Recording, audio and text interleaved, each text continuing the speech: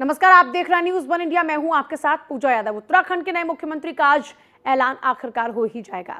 BJP विधायक दल की बैठक होगी शाम के 5 बजे और उसी दौरान में नया मुख्यमंत्री उत्तराखंड को मिल जाएगा। बीजेपी कार्यालय में शाम के 5 बजे होने वाली इस बैठक को लेकर सभी में बहुत उत्साह और उत्सुकता देखने को मिल रही है। उत्तराखंड के 5 सांसद और 2 राज्यसभा सांसद भी इस बैठक में शामिल होंगे।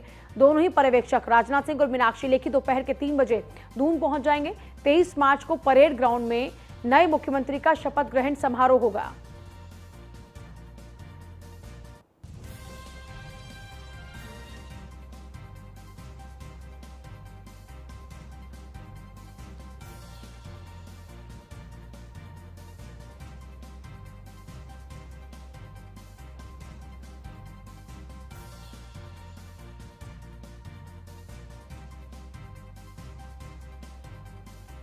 तो आज शाम के 5 बजे तस्वीर साफ हो जाएगी। जो सस्पेंस अभी बना हुआ है मुख्यमंत्री के नाम को लेकर, वो सस्पेंस खत्म हो जाएगा। 23 तारीख को शपथ ग्रहण से पहले आज नाम फाइनल होना बड़ा इंपॉर्टेंट है।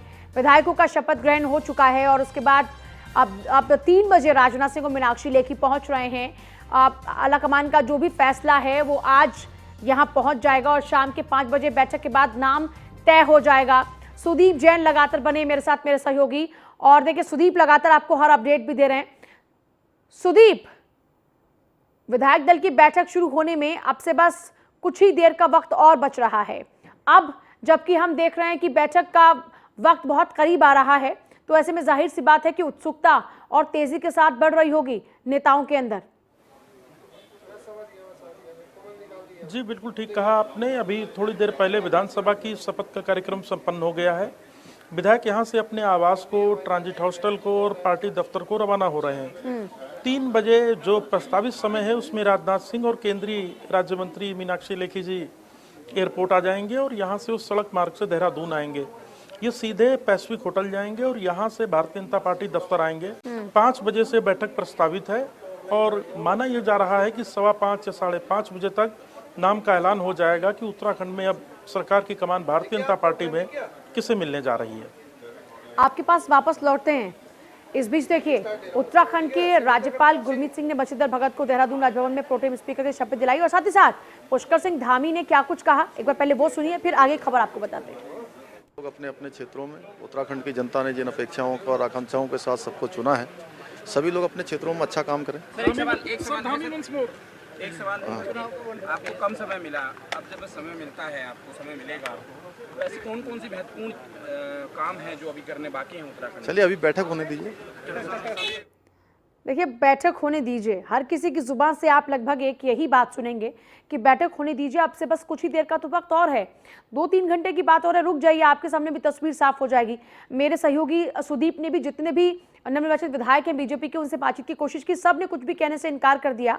और देखिए, इसकी खास वजह यह भी है कि एक अनुशासन वाली पार्टी है। डिसिप्लिन बहुत ज़्यादा मैटर करता है बीजेपी के लोगों के लिए और बीजेपी में, और पहले से ही ये मैसेज आ चुका है कि आपको कुछ भी फालतू की बात नहीं बोलनी है। तो इसीलिए बाकी के और नेता परहेज भी कर रहे हैं इस बात को लेकर। शायद सुदीप यही वजह है कि आपने इतने लोगों से उनके मन की बात निकलवाने की कोशिश की, लेकिन अब जबकि नाम का ऐलान होने में कुछ ही देर बाकी है, तो ऐसे में कोई भी अपनी जुबान से कुछ भी बोलने को तैयार नहीं हुआ, क्योंकि अब आखिरी फैसला जो भी है वो तो कुछ ही दिन में पहुंचने वाला है देहरादून। ये बात बिल्कुल सही है। देखिए, भारतीय जनता पार्टी में अनुशासन की लाइन पर सभी बंधे हुए हैं, चाहे वो विधायक हों, चाहे मंत्री हों, चाहे खुद क्यों ना मुख्यमंत्री हों।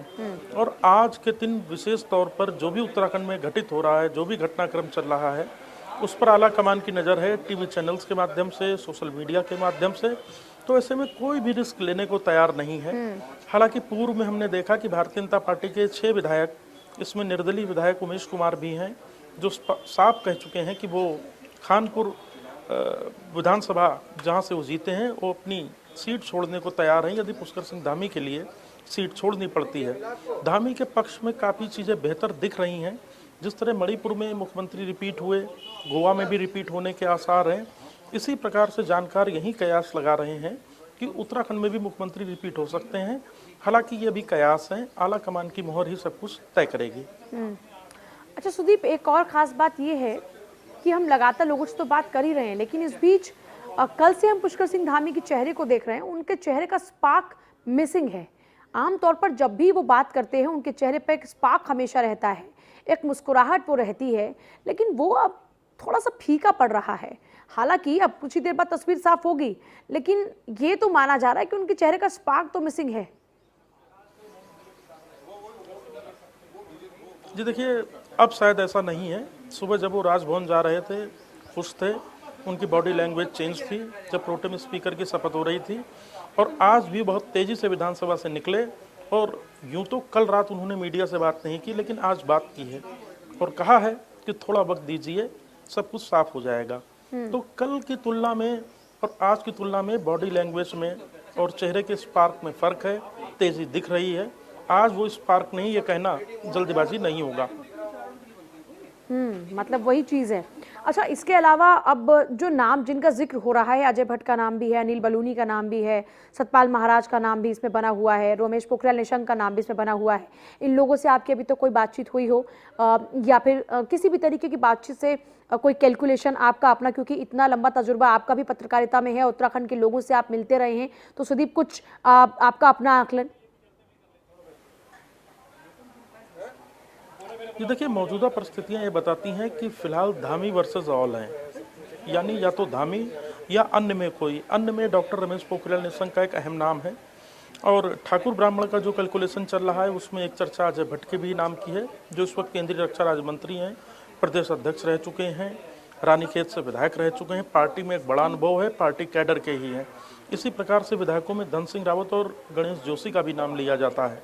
तो देखना ये महत्वपूर्ण होगा कि क्या दिल्ली से आए नाम की ही लॉटरी खुलेगी, दिल्ली के किसी सांसद, यानी सांसद अब दिल्ली के हुए, क्या राज्यसभा सांसद में अनिल बलूनी जी का भी नाम प्रमुखता से लिया जाता है, विधायकों में से कोई धामी रिपीट, या सांसदों में किसी को मौका मिल रहा है, ये देखना महत्वपूर्ण होगा। और करीब शाम 5:30 बजे ये तस्वीर साफ हो जाएगी।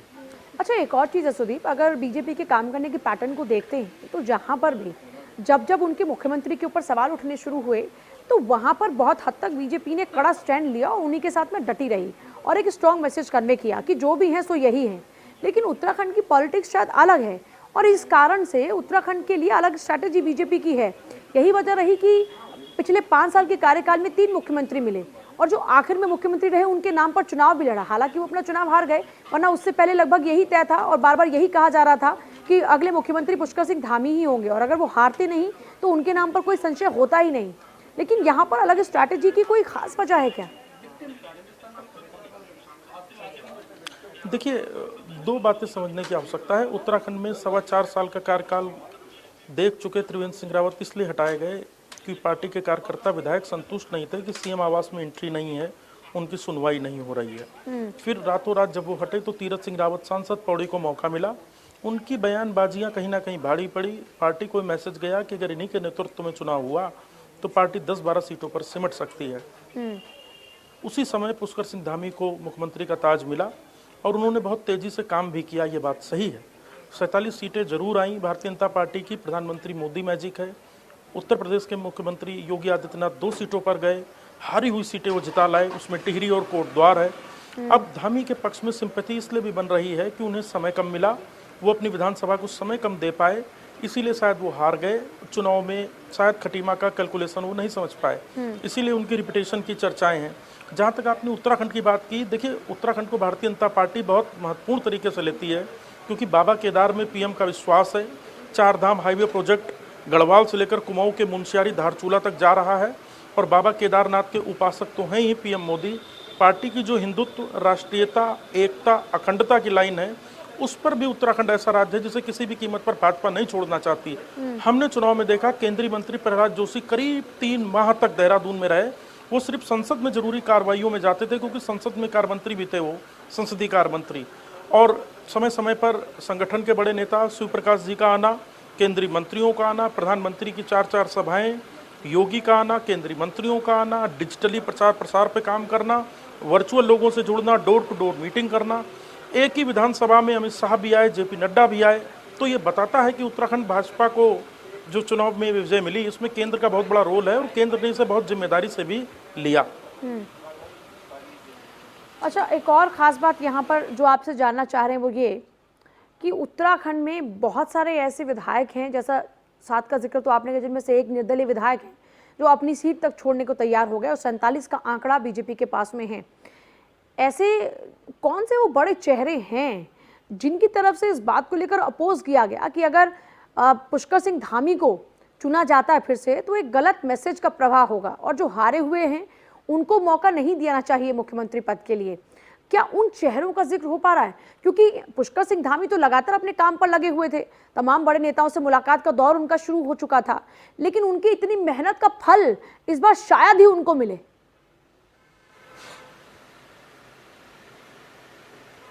देखिए, जैसा कि मैंने सबसे पहले स्टोरी ब्रेक की थी कि मदन कौशिक चुपचाप दिल्ली रवाना हुए हैं। हालांकि इस पर उन्होंने आपत्ति भी दर्ज कराई, लेकिन थोड़ी देर बाद उनकी फोटो सोशल मीडिया पर त्रिवेंद्र सिंह रावत पूर्व मुख्यमंत्री के साथ आ गई। राज्य में नेताओं का जो एक धड़ा है भारतीय जनता पार्टी का, वो कहीं ना कहीं इस प्रयास में है कि धामी को रोका जाए। अगर धाकड़ धामी को 5 साल मिल गए तो उनके लिए आगे की लाइन आसान नहीं होगी। दिल्ली से जब धामी लौटे थे तो उनके पास भी एक स्ट्रेटजी थी, वो सीधे बड़े नेताओं से मिलना शुरू हुए। वो निशंक से मिले, पूर्व मुख्यमंत्री बीसी खंडूरी से मिले। बीसी खंडूरी केंद्र में मंत्री हैं, उनकी बेटी विधायक है कोटद्वार से, दामाद भारत सरकार में स्वास्थ्य सचिव हैं और एक बहुत अच्छी और बहुत बड़ी इमेज है जनरल भुवन चंद खंडूरी की। तो धामी भी इन सारी चीज़ों को समझ रहे थे, इसीलिए बड़े नेताओं के साथ वो संपर्क में थे, सबसे मिल रहे थे और समान व्यवहार रखा। अहंकार या किसी का तिरस्कार करना जैसी ना तो उनकी प्रवृत्ति है ना उन्होंने किया। हालांकि निर्णय वाला कमान हाईकमान को करना है। खुद उत्तराखंड के बड़े लोग जो मुख्यमंत्री के रेस में खुद को आगे बता रहे हैं, उन्हीं के पास ये जवाब नहीं है कि मौका किसे मिलने जा रहा है, क्योंकि सबको पता है कि ये जानकारी आला कमान के ही पास है। इसमें जेपी नड्डा, अमित शाह जो केंद्रीय गृह मंत्री हैं और स्वयं प्रधानमंत्री नरेंद्र मोदी, इन्हीं 3-4 लोगों को पता है कि असल में कमान किसे दी जा रही है, पार्टी के पास किसका क्या फीडबैक है। आगे आने वाले समय में पंचायत चुनाव, निकाय चुनाव, लोकसभा चुनाव होने हैं, कौन पार्टी को, संगठन को, पूरे प्रदेश को साथ लेकर चल सकता है, जन अपेक्षाओं पर खरा उतर सकता है। तो ये भी सारी रिपोर्ट्स दिल्ली में हैं, दिल्ली के बड़े नेताओं के पास, और जो मैंने नाम लिए 3, इन्हीं को पता है कि असल में कमान किसे मिलने जा रही है। जी ठीक है सुदीप, आपके पास वापस लौटते, बाकी और खबरों पर भी आपसे अपडेट लेंगे। इस बीच उत्तराखंड के राज्यपाल गुरमीत सिंह ने बंशीधर भगत को देहरादून राजभवन में प्रोटेम स्पीकर की शपथ दिलाई। इस मौके पर कार्यवाहक मुख्यमंत्री पुष्कर धामी मौजूद रहे, जिसके बाद प्रोटेम स्पीकर बंशीधर भगत ने आज ही 5वें निर्वाचित विधानसभा के सदस्यों को शपथ दिलाई है। निर्वाचित हुआ हूँ।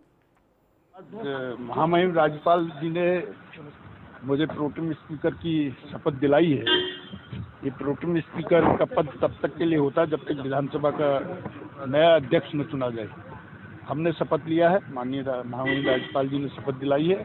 अब इसके बाद हम विधायकों को शपथ दिलाएंगे और उसके बाद शाम को आज प्रदेश का विधानमंडल की बैठक होगी। इसके बाद जब विधायक राजभवन आएंगे तो आज ही आएंगे या ये इसके लिए कल का समय मुकर्रर किया गया? ये अब देखते हैं, विधानमंडल की बैठक होगी उसमें बात तय होगी। मैं समझता हूँ आज भी हो सकता है, नहीं तो कल सुबह। उत्तराखंड में सभी 70 नवनिर्वाचित विधायकों का शपथ ग्रहण समारोह संपन्न हो गया। प्रोटेम स्पीकर बंशीधर भगत ने सभी विधायकों को शपथ दिलाई। सबसे पहले महिला विधायकों ने शपथ ली और उसके बाद टिहरी विधायक किशोर उपाध्याय समेत कई विधायकों ने गढ़वाली में शपथ ली। हालांकि तकनीकी गलती के कारण किशोर उपाध्याय को दोबारा शपथ लेनी पड़ी और दूसरी बार उन्होंने हिंदी में शपथ ली। रुद्रप्रयाग से भरत सिंह चौधरी, थराली से बीजेपी विधायक भोपाल राम, रानीखेत से विधायक प्रमोद नैनवाल, ऋषिकेश से विधायक प्रेमचंद अग्रवाल, चौबट्टा खाल से विधायक सतपाल महाराज ने संस्कृत में शपथ ली। और सुदीप हमारे साथ मेरे सहयोगी लगातार बने हैं।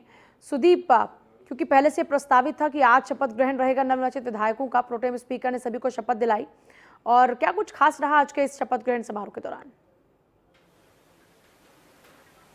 देखिए, न्यूज 1 इंडिया ने ही सबसे पहले खबर ब्रेक की थी कि इस बार विधानमंडल दल में मुख्यमंत्री चुनने से पहले सदन की बैठक में विधायकों को शपथ दिलाई जाएगी। बिल्कुल। इस पर प्रीतम सिंह जो नेता प्रतिपक्ष थे उन्होंने आपत्ति जताई थी कि ऐसा कैसे हो सकता है। मदन कौशिक ने भी इस बात से इनकार किया था, लेकिन विधायकों की शपथ पहले हुई है क्योंकि 23 तारीख को विधानसभा का समय समाप्त हो रहा है और ऐसे में एक विधायी एक लीगल प्रॉब्लम है सरकार के सामने, लिहाजा उसने पहले प्रोटेम स्पीकर बनाया, बंशीधर भगत को आज शपथ करा दी। अब विधानमंडल दल की बैठक है। जहां तक आज शपथ की बात करें तो सभी विधायकों ने एक दूसरे को शुभकामना दी है। कांग्रेसियों ने कहा है कि विपक्ष की जिम्मेदारी उन्हें मिली है, उसका वो निर्वहन करेंगे। थोड़ी देर पहले मेरी भुवन चंद कापड़ी से भी बात हुई।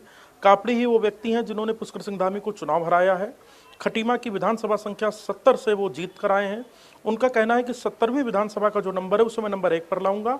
आज कांग्रेस की 3:30 बजे से समीक्षा बैठक भी है कि आखिर वो चुनाव में क्यों हारी और आगे की स्ट्रेटजी क्या होगी। इस पर उन्होंने कहा कि जो भी पार्टी अपनी जिम्मेदारी देगी उन्हें स्वीकार होगी। अब कांग्रेस में कलह नेता प्रतिपक्ष बनने को लेकर होगी। हरीश धामी जो धारचूला से विधायक हैं वो कह चुके हैं मुझे मौका मिलना चाहिए, और प्रीतम सिंह ऑलरेडी इस पद पर थे और सबसे वरिष्ठतम है हरीश रावत के हारने के बाद। कांग्रेस यानी अब प्रीतम सिंह हो गया है, इस बात से कहने से कोई इनकार नहीं होना चाहिए। तो कांग्रेस की बैठक पर भी सबकी नजर रहेगी कि आखिर वहां क्या होने जा रहा है। तो विधानसभा का आज का दिन जो दिन था वो शपथ का था। अब माना यह भी जा रहा है कि शपथ के बाद सरकार बहुत जल्द सदन बुलाएगी, क्योंकि सरकार को बजट के लिए लेखानुदान लाना है और सरकार को अपना बिजनेस आगे बढ़ाना है। इसलिए लेखानुदान के लिए, बजट के लिए एक बार और सत्र आयोजित हो सकता है। जी, कि एक तरफ जहां बीजेपी कदम आगे बढ़ाएगी सरकार चलाने को लेकर, तो वहीं दूसरी तरफ कांग्रेस के सामने अब भी समस्या बिल्कुल वही की वही बनी हुई है कि अब यहाँ पर अब कौन आगे चेहरा होगा, विधानसभा में कौन विपक्ष का चेहरा होगा। इसी को लेकर अभी भी कश्मकश की स्थिति बनी हुई है। यहाँ पर अब भी कलह वही लगातार जारी है, जबकि बाकायदा दिल्ली से भेजे गए हैं लोग कि आप जरा देखिए, हार की समीक्षा कीजिए कि किन कारणों से हारे हैं। जी बिल्कुल, देखिए कांग्रेस के सामने बड़ा चुनौतीपूर्ण स्थिति होने वाली है।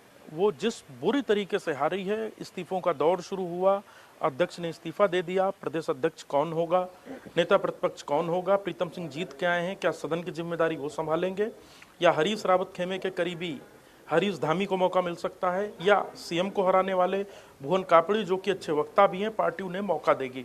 हालांकि नेता प्रतिपक्ष और प्रदेश अध्यक्ष पर निर्णय लेना भी कांग्रेस के लिए बहुत आसान नहीं होगा, क्योंकि इतनी ज्यादा गुटबाजी और रार है आपस में, इतनी ज्यादा जो आपसी कलह और विद्रोह जैसी स्थिति है, उससे भी निपटने के लिए कांग्रेस को कहीं ना कहीं अब सख्त कदम उठाने की और पार्टी कार्यकर्ताओं नेताओं को सख्त नसीहत देने की भी जरूरत होगी।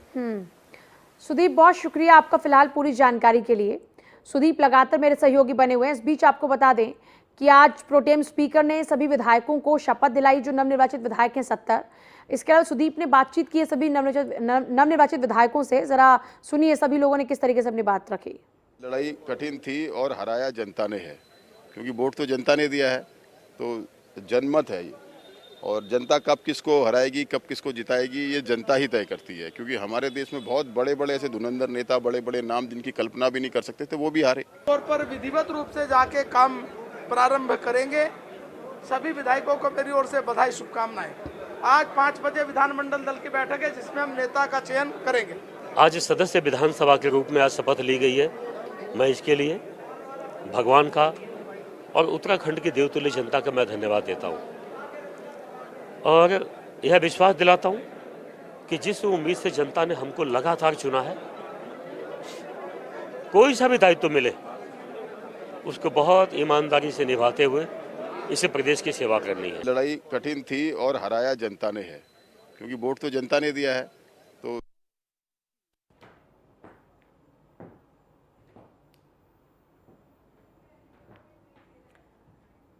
सबसे पहले महिला विधायकों को शपथ दिलाई गई और उसके बाद में उत्तराखंड के बाकी नवनिर्वाचित विधायकों ने अपनी शपथ ग्रहण की। तो सभी का शपथ ग्रहण समारोह हो चुका है और अब बारी मुख्यमंत्री के चेहरे को लेकर है कि कौन मुख्यमंत्री का चेहरा उत्तराखंड के अंदर होगा। अब क्योंकि देखिए लगभग 2 बजने वाले हैं और 3 घंटे और बाकी हैं। 3 घंटे बाद ये तस्वीर साफ हो जाएगी कि उत्तराखंड का नया चेहरा कौन होगा। 23 तारीख को शपथ ग्रहण समारोह होगा और उससे पहले तमाम और जो बाकी औपचारिकताएं हैं उनको पूरा कर लिया गया है। जैसा सुदीप भी लगातार बता रहे हैं और हमने सबसे पहले आपको एक खबर ब्रेक की थी, बताया था आपको सबसे पहले कि मुख्यमंत्री से पहले विधायकों का शपथ ग्रहण होगा और उसकी वजह कुछ टेक्निकल है, क्योंकि सरकार का शासनकाल खत्म हो रहा है। ऐसे में बड़ा इम्पॉर्टेंट था कि पहले यहाँ पर जो चीज़ें हैं, जो बाकी विधायक प्रक्रिया है, वो पूरी वैधानिक प्रक्रिया जो है, माफ़ कीजिएगा, वैधानिक प्रक्रिया शुरू हो जाए। ऐसे में उस वैधानिक प्रक्रिया को शुरू करने के लिए बड़ा इंपॉर्टेंट था कि पहले वक्त से ये जो नवनिर्वाचित विधायक हैं उनका शपथ ग्रहण हो जाए। तो ऐसे में सभी 70 विधायकों ने अब शपथ ग्रहण कर ली है और क्योंकि प्रोटेम स्पीकर चुने गए, प्रोटेम स्पीकर तब तक काम करेंगे जब तक कि नया विधानसभा अध्यक्ष नहीं मिल जाता। खबर यह है कि बंशीधर भगत ही आगे भी विधानसभा अध्यक्ष हो सकते हैं, विधानसभा स्पीकर हो सकते हैं। आज आपने विधानसभा सदन में शपथ ले ली और आज से ही आपकी जिम्मेदारियां भी शुरू हो गई, क्या कहेंगी? बिल्कुल, सबसे पहले तो मैं कोटद्वार की जनता का आभार व्यक्त करना चाहूँगी, धन्यवाद करना चाहूँगी कि उन्होंने मुझे मात्र 14 दिन के समय में मुझे एक्सेप्ट किया, मेरे विजन को, हमारी पार्टी की सोच को, डेवलपमेंट प्लान को, मेरे दृष्टि पत्र को। तो मैं उनका आभार व्यक्त करना चाहूँगी, अपनी बहनों का आभार व्यक्त करना चाहूँगी कि वहाँ से मुझे जीत कर एक छोटा सा इंजन हमने इस डबल इंजन की सरकार में लगाया है। तो मैं बहुत बहुत आभार कोटद्वार की जनता का, और साथ ही साथ उत्तराखंड की बहनों का भी आभार व्यक्त करना चाहूँगी। ये मिथक तोड़ा है और इस मिथक को तोड़ने में मेरी बहनों ने, महिलाओं ने, उत्तराखंड की जागरूक महिलाओं ने ज़बरदस्त भागीदारी की है। इस लोकतंत्र के उत्सव में ज़बरदस्त तरीके से बाहर निकली हैं। तो बहुत मन गदगद है, बहुत मन खुश भी है कि इस बार हम इस मिथक को तोड़ पाए और उसमें मेरी बहनों की बहुत बड़ी भागीदारी थी। पिता हार गए थे, पुत्री जीत गई, तो एक मन में थोड़ी खुशी तो होती ही होगी। देखिए, जब मैंने अपने पिताजी को फ़ोन किया तो उन्होंने ठहाका लगा के हंसे और बोले कि अच्छा जीत गई हो। मैंने कहा जी। तो उन्होंने कहा in your win be humble, जमीन से जुड़े रहो। जीत होती है, हार होती है, लेकिन जमीन से जुड़कर रहना है। तो खुश। जी, मेरा आखिरी सवाल, आज 4 बजे के बाद विधानमंडल दल की बैठक होने जा रही है, विधायकों की राय ली जाएगी, केंद्रीय ऑब्जर्वर आएंगे, क्या कहेंगी? देखिए, वहाँ पे हम लोग बैठेंगे और जैसे आप जानते हैं वहाँ पे राय ली जाएंगी और राय दी जाएंगी, और जैसा होगा वो आप लोगों को पता चलेगा। एक महत्वपूर्ण नाम आपका भी चर्चाओं में है। चर्चाओं में तो मीडिया बहुत कुछ चला देती है, चर्चा तो होती रहती है अब, लेकिन निर्णय तो संगठन का होता है। तो ये ऋतु खंडूरी जी थी जिनका कहना था चर्चाओं में तो मीडिया लाता है लेकिन निर्णय पार्टी और हाईकमान का होता है। कैमरा सहयोगी राजन बड़ोला के साथ सुदीप जैन, न्यूज 1 इंडिया, देहरादून। तो देखिए, जो विधायक हैं उनसे बातचीत सुदीप ने की, और सभी लोग जो बीजेपी के हैं उनकी तरफ से ये कहा जा रहा है कि आगे आने वाले समय में बड़ी सारी चुनौतियां हैं जिनको पार पाने के लिए हम और मेहनत करेंगे। वहीं कांग्रेस के लिए अब भी मेहनत की घड़ी है क्योंकि वहां पर अब भी मुश्किलें बड़ी हैं। वहीं नोएडा की सड़कों पर तथा जिस वाला हूं सिद्धापुर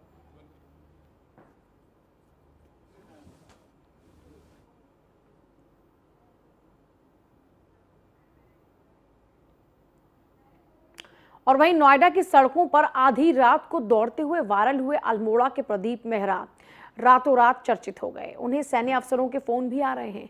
इसके साथ ही बड़ी हस्तियां भी प्रदीप को फोन कर मदद का ऑफर दे रहे हैं। 19 साल के प्रदीप मेहरा उत्तराखंड के अल्मोड़ा जिले के रहने वाले हैं। फिलहाल नोएडा में मैकडॉनल्ड्स में नौकरी करते हैं। सेना में भर्ती होने के लिए प्रदीप देर रात अपनी शिफ्ट खत्म करके कमरे तक पहुंचने के लिए पसीनों से तरबतर होकर सड़क पर दौड़ लगाते हैं। कारण है उनकी नौकरी का शेड्यूल जो ऐसा है कि वो सुबह दौड़ की प्रैक्टिस कर नहीं पाते, और इसलिए शिफ्ट खत्म होने के बाद कमरे तक पहुंचने के लिए 10 किलोमीटर की दूरी प्रदीप दौड़कर ही पूरी करते हैं। यार सुनो, तुम सुबह दौड़ लेना, मैं तुम्हें छोड़ देता हूँ। सुबह में उठ के बाद आना, सुबह में ड्यूटी को जल्दी जाना होता है तो खाना वाना बनाना होता है। कितने बजे? 8 बजे। कमाल है यार प्रदीप। कितनी उम्र है तुम्हारी बच्चे? 19। ईजा बाजू कहाँ चल? घर मम्मी इलाज चल मो। ओहो, तो यहाँ कहते कर तुझे तू? रात जगह सी। हाँ? रात जगह सी, मम्मी एडमिट छो हॉस्पिटल में। मम्मी एडमिट चाहिए? हाँ।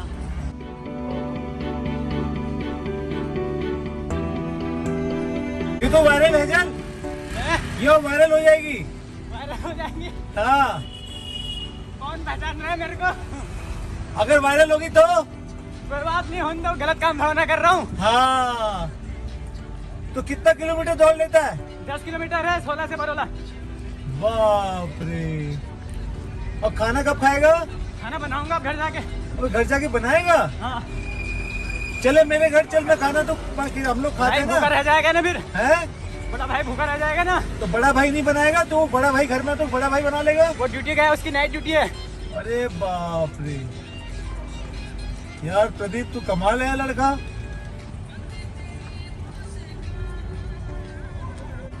यार सुन, मैं छोड़ दूं ना तुझे? मैं छोड़ देता हूँ। ना मैं चल जाऊंगा, ऐसे रहूंगा ना, मेरी रनिंग बिगड़ जाएगी, फिर रोज का रूटीन है। अच्छा ठीक है, जा बेटा, ऑल द बेस्ट।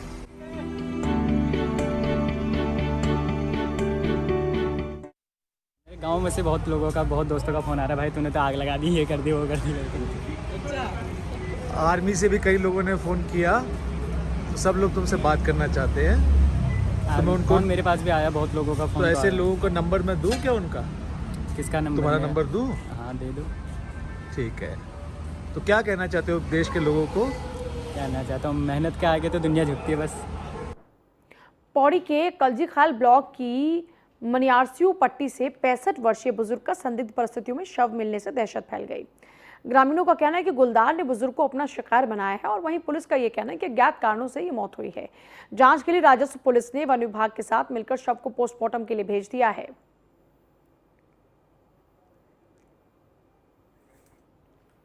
200 मीटर नीचे खाई में जानवर उनको ले गया और पूरा गला उनका खा रखा है, एक हाथ भी पूरा खा रखा है और गांव में बहुत बड़ा दहशत का माहौल बना हुआ है।